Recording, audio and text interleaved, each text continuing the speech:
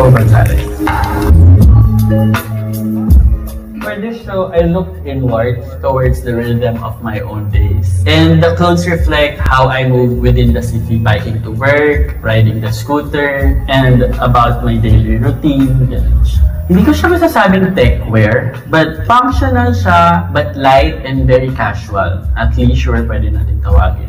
Clothes that are parang versatile, easy to wear, clothes that I can live in. This is my first time designing sportswear at leisure, and I will try to incorporate our local textiles in this collection and some fabrics that I bought from Indonesia.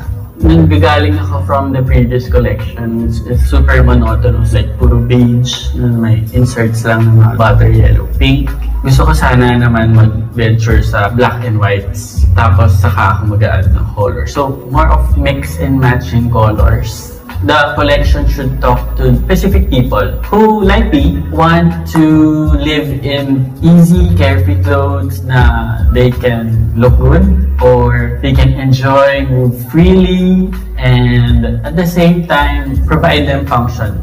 The hope is that the brand continues to grow and to discover other avenues to enrich its creativity.